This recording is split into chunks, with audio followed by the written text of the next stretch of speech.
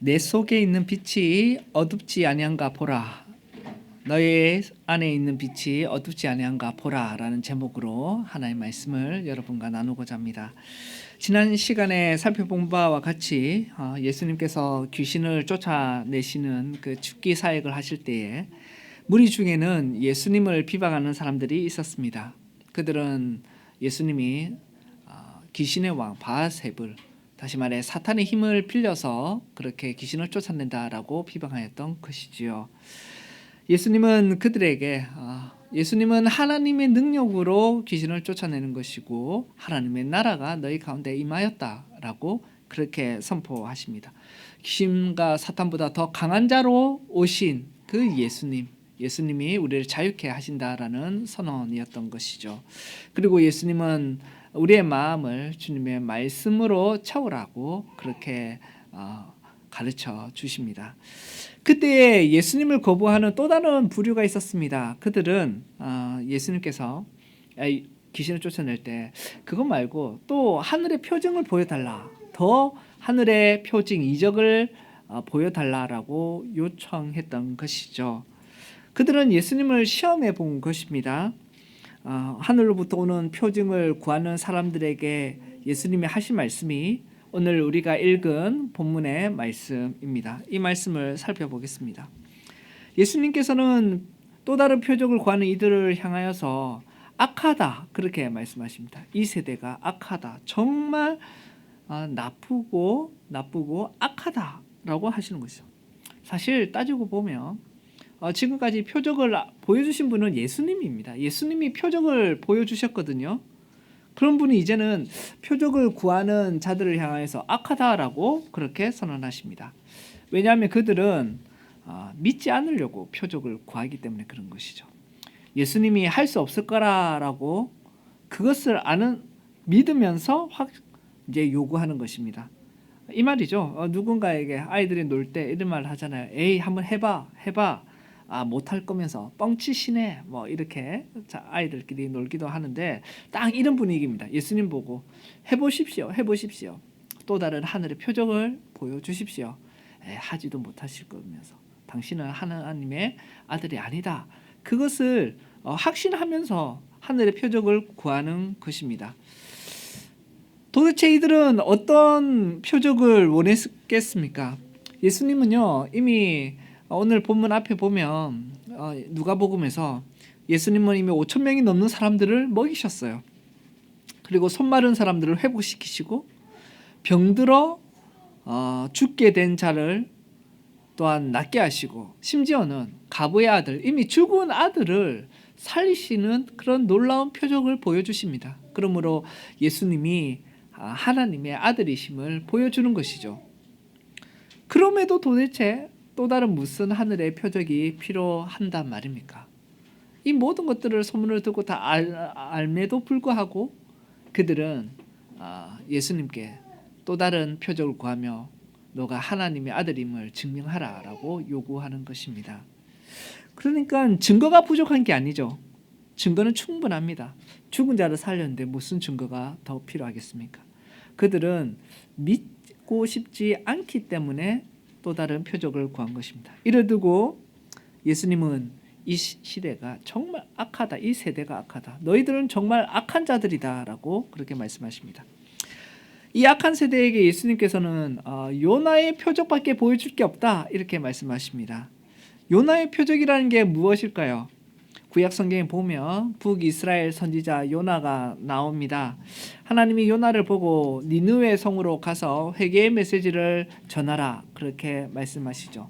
요나가 싫어합니다. 그래서 전혀 반대 방향으로 배를 타고 떠납니다. 왜냐하면 그 니느웨 성은 당시 아수르, 그 자기의 나라와 정말 적대적인 그 나라의 수도였기 때문에 요나는 가기를 원치 않았던 것입니다.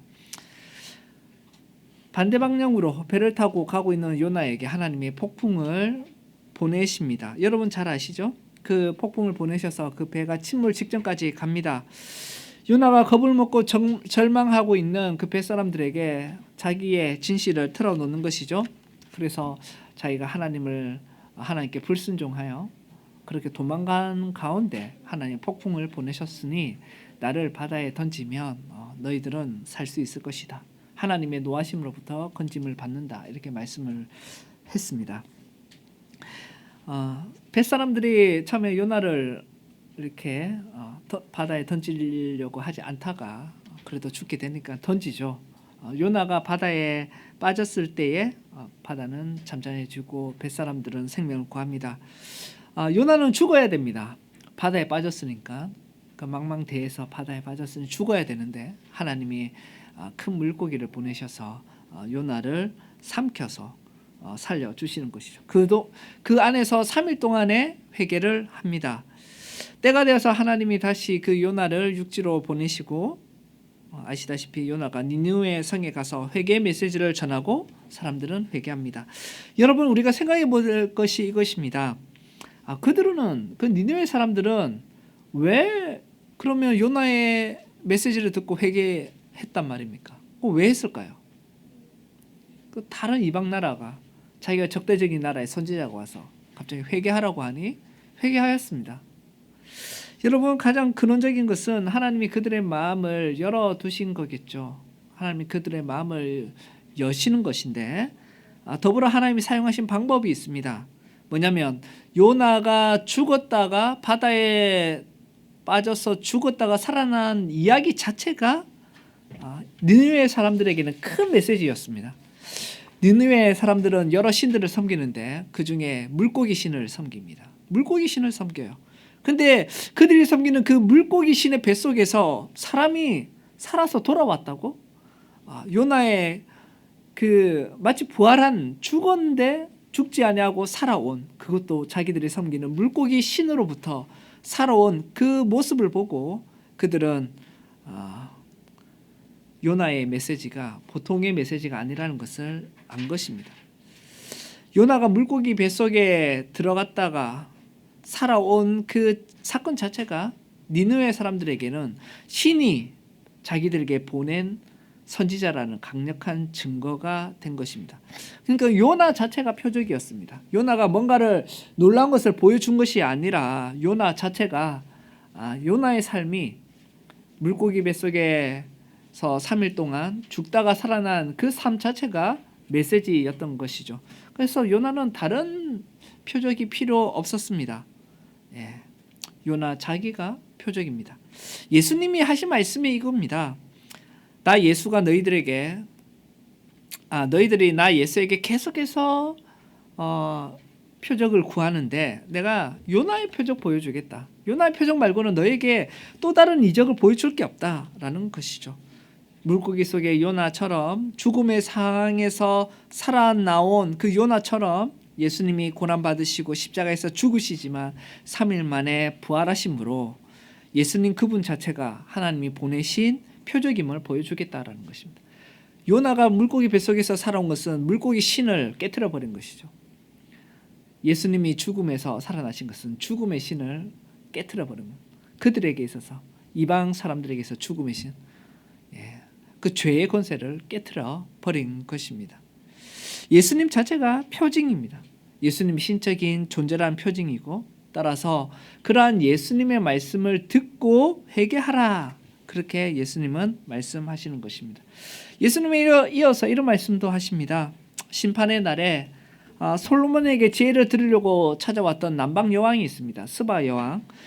그리고 니느웨 성 사람들이 일어나서 너희들이 최후의 심판을 받을 때에 정죄할 것이다 라고 합니다. 왜 솔로몬을 찾아왔던 스바 여왕과 그리고 니느웨 사람들은 예수님 당시의 세대의 사람들을 정죄할까요? 이유는 간단합니다. 스바 여왕은 솔로몬의 지혜를 들으려고 땅끝에서 정말 먼 곳에서 솔로몬을 찾아왔습니다. 여러분 솔로몬과 비교할 수 없는 그 분이 예수님인데 예수님이 친히 하나님의 백성에게 와서 이스라엘 땅에 와서 말씀을 전해주시는데도 듣지도 않습니다. 그러니까 스바 여왕이 그들을 분명히 정죄할 것이다 라는 겁니다. 니느웨 사람들 바닷속에서 죽을 뻔하다가 기적적으로 살아난 요나의 설교에 반응했습니다. 근데 요나보다 위대한 그 예수님 죽으시고 부활하신 그 예수님의 메시지를 그들이 거부할 거기 때문에 결국은 그들의 최종적인 심판 때에 남방의 스바 여왕과 그리고 느느웨 성 사람들이 정죄할 것이다, 이렇게 말씀하시죠. 지금 예수님은 결국 이 말씀을 하고 있는 것입니다. 너희가 이적을 구하는데 표적과 이적이 모자라서 너희가 안 믿는 것이 아니다라는 겁니다. 너희가 그 어떤 표적으로도 비교할 수 없는 성육신 하신 그 예수님이라는 표적을 봄에도 너희들이 그냥 안 믿는 것이다라는 말씀입니다. 그리스도께서 표적을 거절한 것이 아니라 사람들의 불신앙을 고발하시는 것이죠. 그들은 증거가 부족해서 믿지 않는 것이 아니라 믿지 않으려고 작정했기 때문에 안 믿는 것입니다. 여러분, 이 악한 세대에 대해서 예수님이 등불의 비유를 말씀하십니다. 사람이 등불을 켜면 빛을 볼 수 있는 곳에 등불을 두지 않습니까? 여러분, 캠핑에 가서 밤이 어두웠습니다. 등불을 켜면 그 등불을 켜서 후레쉬를 켜서 아이스박스 안에 넣어두지 않습니다. 사람들이 그 빛을 다 볼 수 있도록 이렇게 공개적으로 둔다라는 것이죠. 이 등불이 예수님의 가르침입니다. 등불을 볼 수 있도록 하듯이 예수님은 공적으로 자신의 빛을 비춰주셨습니다. 예수님은 숨겨서 가르치지 않으셨습니다. 공적으로 자기의 일들을 보여주시고 가르침을 주심으로써 이 세상에 빛이 오셨다라는 사실을 알려주신 것입니다. 그래서 예수님이라는 등불의 빛을 보고 사람들은 그 빛을 받아들이고 그 빛으로 자기를 채우고 자기의 삶을 빛으로 환하게 밝혀야 하는 것입니다. 따라서 이제 사람들이 해야 될 일이 뭔가? 하나님께서는 빛을 보내주셨고 예수님은 빛으로 오셔서 모든 사람이 볼 수 있도록 밝히셨는데 이제 사람들이 해야 될 일은 그 빛에 반응하는 것입니다. 반응하는 거. 빛을 비춰주셨으니 그 빛을 반응해야죠. 제대로 반응해야 하는 것입니다. 이것이 예수님의 말씀입니다. 그 당시에 사람들은 예수님께 우리가 당신을 믿지 아니한 것은 당신 잘못이다. 표적을 더 보여봐라, 이렇게 말합니다. 하지만 예수님은 내가 잘못이 아니라 너희의 잘못이다. 빛은 이미 공개적으로 비춰졌다. 이미 충분한 이적이 보여졌다. 다만 그 빛에 너희가 긍정적으로 반응하지 않는 것이다 라는 것입니다. 하나님이 세상에 빛 대신 독생자를 보내셨지만 너희가 지금 거부하고 있는 것이 아니냐라는 것이죠.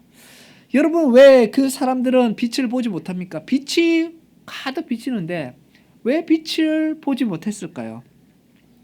여러분, 왜냐하면 빛을 보는 눈이 나빴기 때문에 그렇습니다. 그 눈이 없었다라고 표현할 수도 있겠죠. 34절을 보십시오. 34절에 내 몸의 등불은 눈이라. 너의 눈이 성하면 온몸이 밝을 것이요 만일 나쁘면 내 몸도 어두우리라 라고 합니다. 눈을 통해 우리는 빛을 봅니다. 그렇죠? 그리고 눈을 통해 빛이 들어오면 우리 몸이 어떻게 해요? 빛 가운데 있게 됩니다. 우리 몸은 밝은 빛으로 가득 찹니다. 만약에 이 눈을 통해 아무리 태양빛이 있고 이게 전등의 빛이 있다 할지라도 우리의 눈을 통해 빛을 받지 못하면 우리는 어둠 가운데 거하고 따라서 우리는 우리의 온 몸이 어둠에 있는 것이죠. 예수님이 비유하시는 것이죠. 여기서 눈이란 무엇입니까? 눈은 단순한 시력을 말하는 것이 아닙니다. 예수님이 너의 눈이 지금 어둡다라고 할 때에 그 눈은 마음의 어떤 방향성이죠. 마음의 방향성, 욕망, 그리고 판단의 어떤 기준, 우리 퉁쳐서 마음이라고 할 수 있고 우리의 어떤 의도라고 할 수 있습니다. 다시 말해서 우리가 무엇을 중요하게 보는가, 무엇을 붙잡고 그 기준이 무엇인가, 어떤 기준을 가지고 여러 사건들과 그것들을 해석하고 반응하는가, 그 기준을 말하는 것입니다.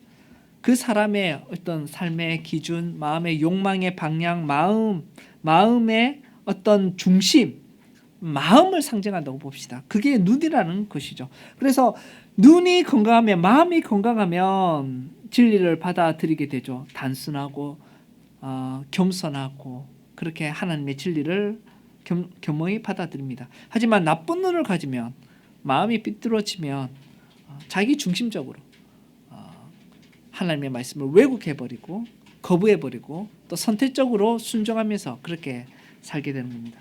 건강한 눈을 가진 자는 빛이신 예수님께 온전히 반응하여 예수님을 받아들이고 그리고 그 예수님 안에서 빛 가운데 살아가는 예수님의 제자가 됩니다.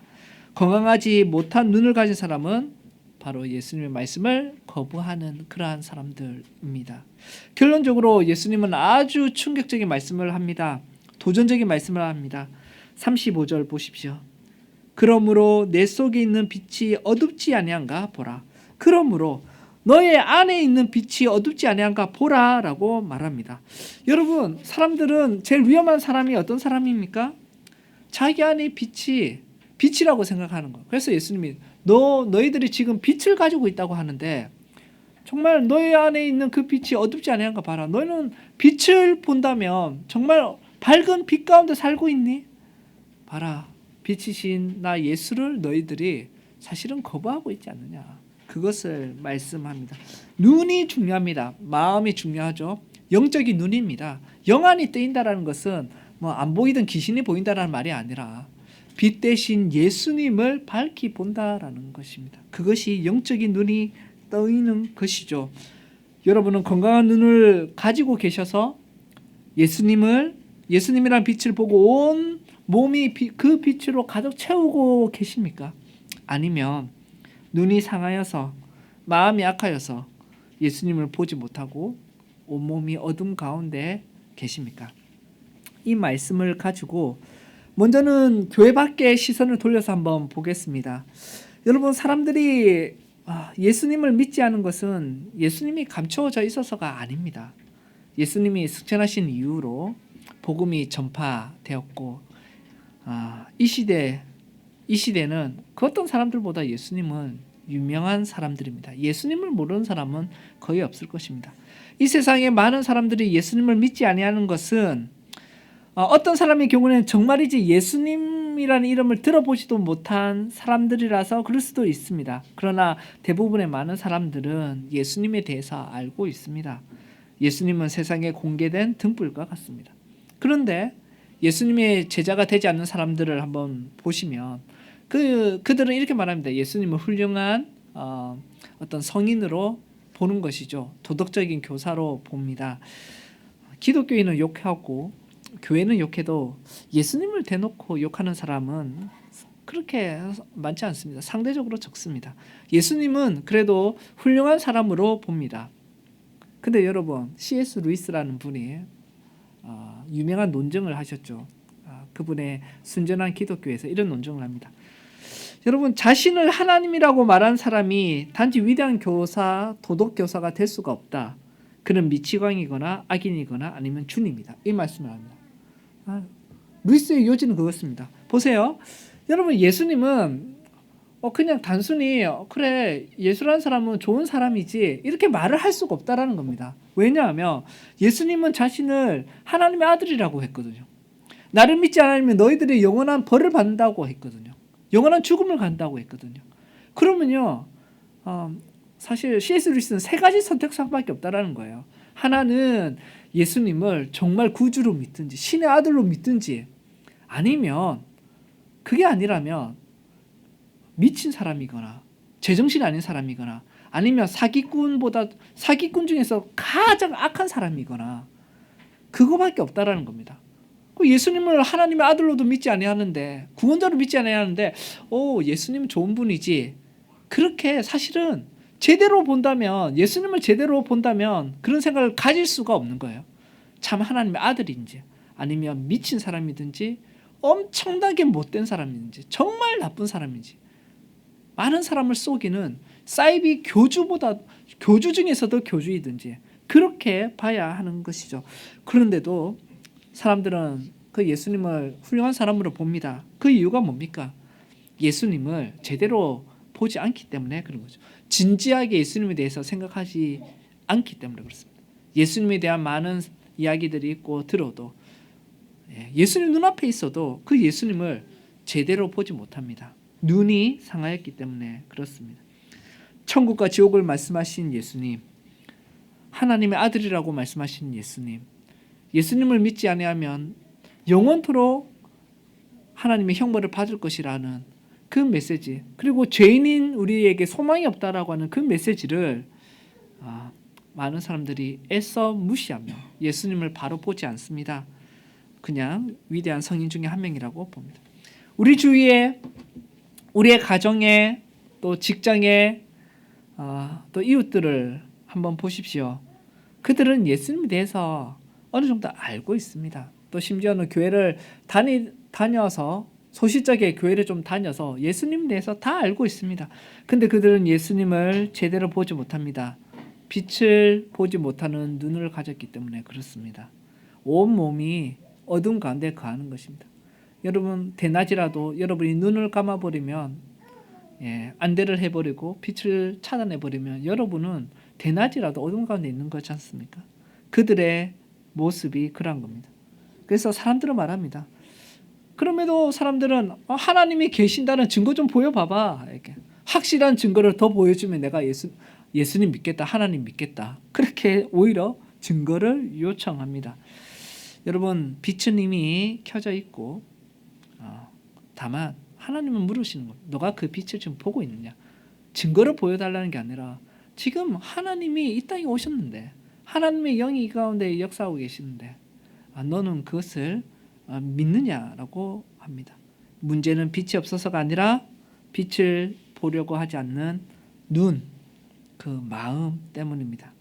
그래서 오늘날의 문제는 복음이 불분명한 게 아니라 우리가 다른 것을 보고 싶어서 그러는 것이죠. 이게 문제라는 겁니다. 사람들이 구원을 받지 못하는 이유는 빛이 없어서가 아니라, 하나님이 살아계신다는 증거가 없어서가 아니라 빛보다 사실은 어둠을 더 사랑하기 때문에 그런 것입니다. 그래서 존 오웬이라는 청교도는 이렇게 말합니다. 인간의 불신앙을 두고 어떻게 진단하냐면, 불신앙이라는 것은 이해의 결핍이 아니라 의지의 반역이다. 그러니까 몰라서가 아니라는 겁니다. 몰라서 이해의 결핍이 아니라 의지적으로 반역하는 거예요. 그게 싫은 거예요. 그게 솔직한 그들의 모습입니다. 예수님이 있어도, 예수님이 죽은 자를 살려도 예수님 당시의 사람들이 예수님을 싫어해서 그분이 빛임에도 불구하고 눈이 상하여 어둠 가운데 거했던 것입니다.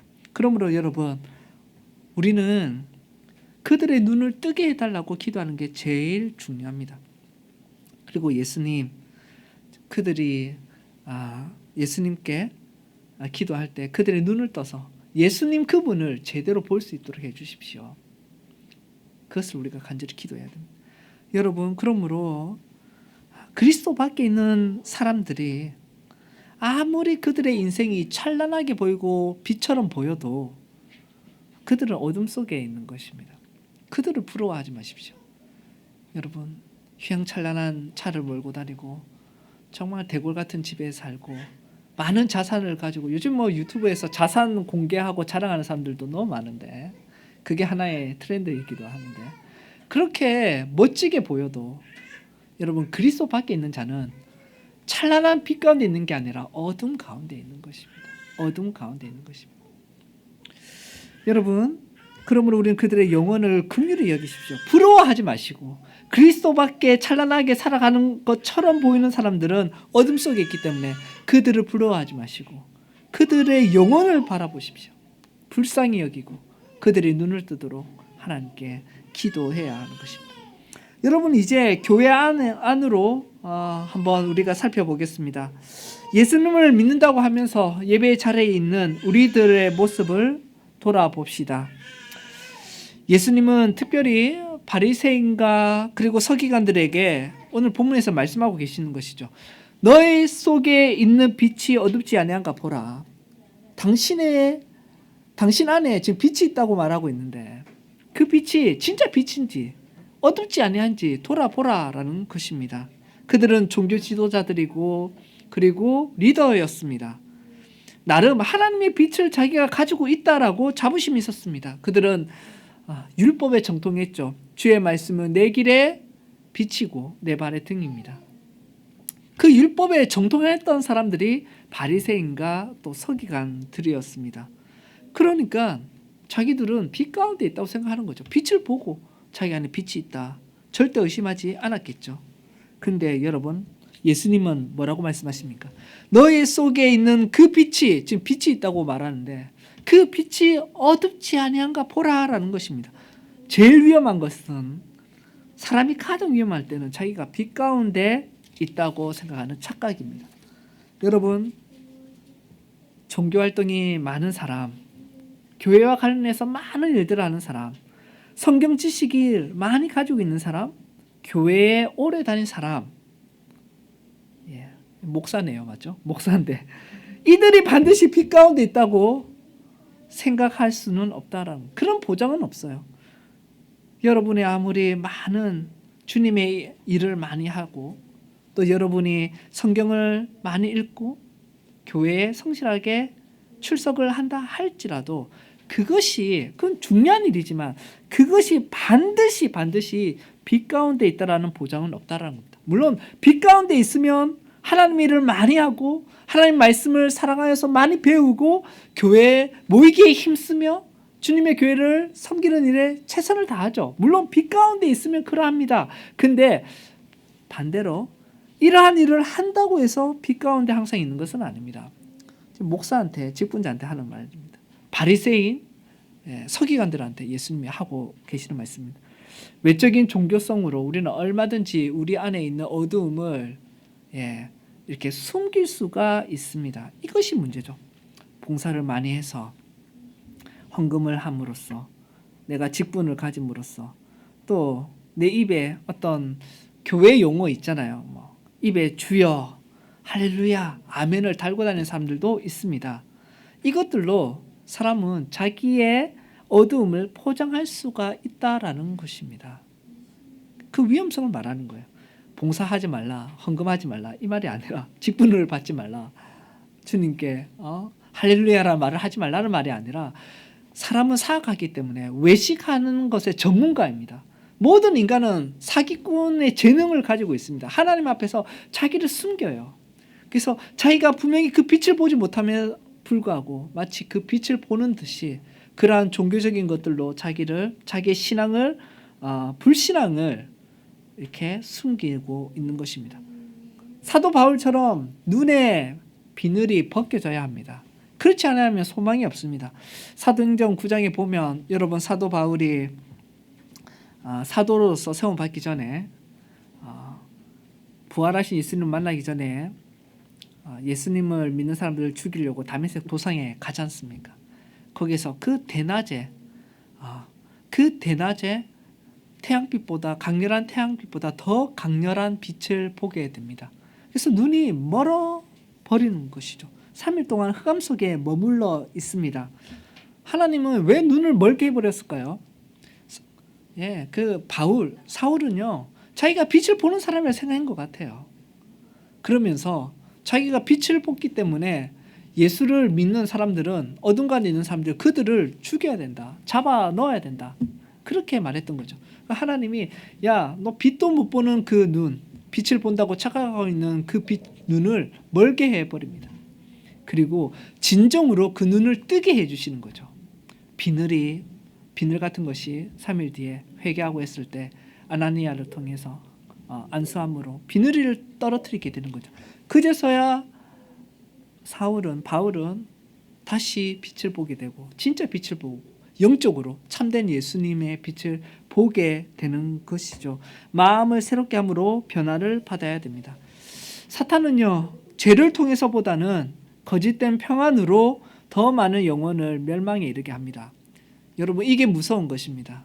거짓된 평안, 내가 빛을 보고 있다라는 착각. 바울처럼 그 비늘이 벗겨져야 하는 겁니다. 가장 위험할 때는 자신이 빛 가운데 있다고 착각할 때입니다. 어두움을 빛이라고 착각하는 그것에서 우리는 벗어나야 하는 것입니다. 그러기 위해서는 어떻게 해요? 우리 가운데에 그 빛이 진짜 빛인지 어둠인지를 항상 생각해야 돼요. 예수님이 지금 하시는 말씀이, 경고가 그겁니다. 너의 속에 있는 빛이 어둡지 아니한가 보라. 그러므로 거짓되고 외식적인 우리의 종교 생활을 벗어나야 하는 것입니다. 여러분, 정말 그렇습니다. 벗어나야 합니다. 여러분은 정말 예수님을 봄으로써 그 예수님의 빛이 우리 마음 가운데 들어와 있습니까? 그것을 우리는 보아야만 합니다. 여러분 또한 우리가 거짓되고 외식적인 교인이 아니라 할지라도 참된 그리스도인들도 이제 세 번째 적용이죠. 참된 그리스도인들마저도 자신의 눈이 예수님을 제대로 보고 있는지 항상 돌아봐야 합니다. 슬픔 많은 이 세상을 여러분이 한 주간 살아오셨습니다. 우리 다 살아왔습니다. 찬송가 가사처럼 슬픔 많은 이 세상 살아갈 때 여러분 천국의 기쁨을 누리십니까? 천국의 기쁨 누리라고 많이 하는데 솔직히 천국의 기쁨 누리는 거 쉽지 않습니다.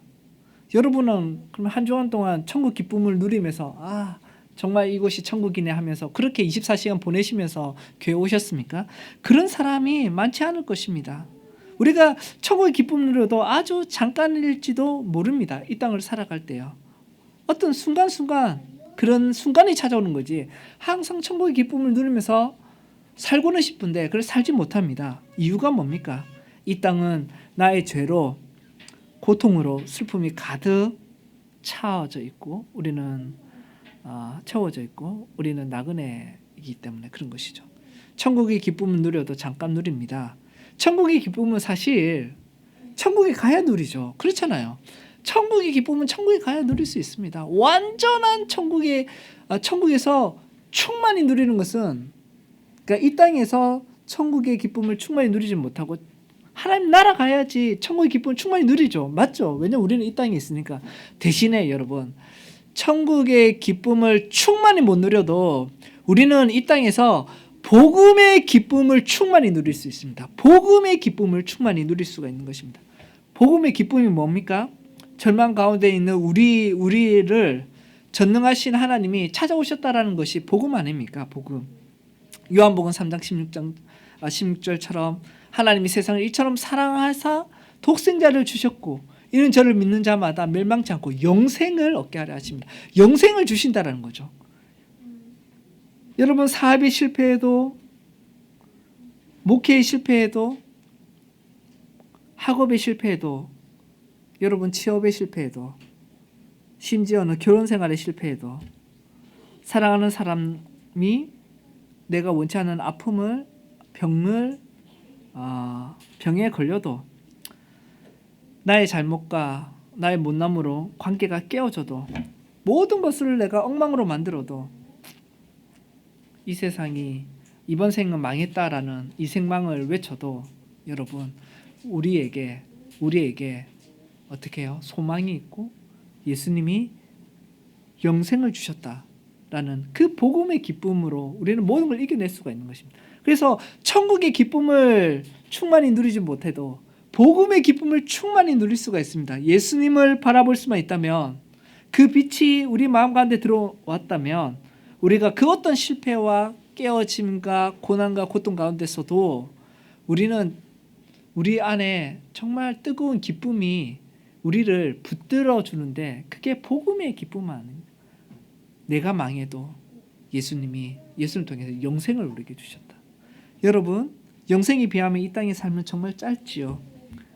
그러므로 나는 힘을 낼 수 있고 견딜 수 있고 위로받는 삶을 살아갈 수 있습니다. 내 상황이 어떠하든 간에 하나님이 나를 사랑하사 독생자를 보내주셨고 예수님을 내가 봄으로 빛으로 내 안에 들어오심으로 나에게는 영원한 생명을 가진 자다. 나는 영원한 생명을 가진 자다. 그것이 바로 우리가 이 세상을 살아갈 수 있는 힘이요 참된 기쁨입니다. 그래서 항상 기뻐하라라는 말은 복음으로 기뻐하라라는 것입니다. 뭐든지 다시 시작할 수가 있습니다.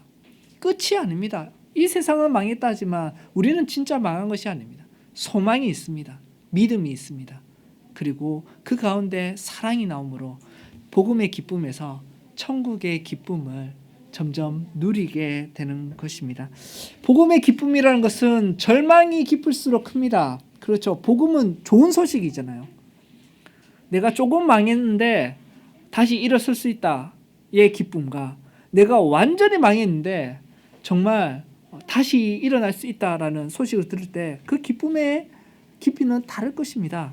그렇죠? 절망적일수록 우리는 더 복음의 기쁨을 누릴 수 있고, 엉망인 상황이 영생으로 하나님이 그 상황을 바꿔 주시는 것입니다. 그러므로 중요한 것은 여러분은 지금 무엇을 보고 있냐라는 것입니다. 눈을 들어서 그리스도를 봐야죠. 내가 잘못한 일을 보고 있습니까? 내가 실패한 직장을 바라보고 있습니까? 내가 실패한 사업을 보고 있습니까? 내가 실패한 가족 관계를 보고 있습니까? 그게 아니라 눈을 떠서 우리의 삶을 비추고 계시는 예수님을 봐야 됩니다. 예수님을 보면 그 어떤 상황 가운데서 복음을 듣게 됩니다. 다시 일어날 수 있고, 내가 너를 끝까지 붙들고 있다라는. 그러므로 우리는 빛 가운데 살아갈 수가 있는 것이죠. 여러분, 사랑하는 성도 여러분, 예수님이 이렇게 말씀하십니다. 내 속에 있는 빛이 어둡지 아니한가 보라. 우리 가운데는 예수님이라는 빛이 있습니다. 이 세상 사람들 그 빛을 보지 아니합니다. 교회 안에서도 외식적인 사람들 실제로 그 빛을 보지 못함에도 불구하고 여러 가지로 자기의 불신앙을 숨기고 있습니다. 나와야죠. 깨야 되는 것이죠. 그리고 참된 그리스도인들마저도 어떤 역경과 어려움 가운데서 그 문제를 바라보지 예수님, 그 빛이신 예수님을 보지 못합니다. 그러면서 하나님 나를 사랑하시다는 증거 좀 보여주세요. 이렇게 합니다. 하나님 살아계시다라는 거 좀 보여주세요 합니다. 예수님이 계시는데 자기의 눈이 어두워서 보지 못함에도 불구하고 그렇게 요청합니다. 그렇지 않습니다, 여러분. 사랑하는 성도 여러분, 여러분에게 하나님이 예수님을 주셨고 여러분은 예수님 안에서 영생을 소유한 사람입니다. 그 빛을 봐야 합니다. 문제를 보지 맙시다. 우리의 삶의 그 고달픈 삶은 원래 죄 가운데 고달픈 삶입니다. 복음의 기쁨을 누려야지 천국의 기쁨을 누릴 수 있습니다. 복음의 기쁨은 우리가 이 땅 가운데 충만히 누릴 수 있다는 것을 믿고 항상 예수님을 바라보십시오. 우리의 마음을 새롭게 해주시기를 함께 기도합시다. 하나님, 이 세상의 사람들이 그들의 눈을 떠서 빛 대신 예수님 보게 하시고, 교회 안에 외식적인 사람들이 참된 자기 안에 있는 어둠을 깨달아 참된 빛이신 예수님을 만나게 하시고, 여러분, 우리에게 하나님 참된 빛을 비춰주셔서 그 어떤 역경 가운데 어둠 가운데 거하게 하지 마시고 빛 가운데로 영생과 소망을 품고 살아가는 성도의 삶을 살게 해주십시오.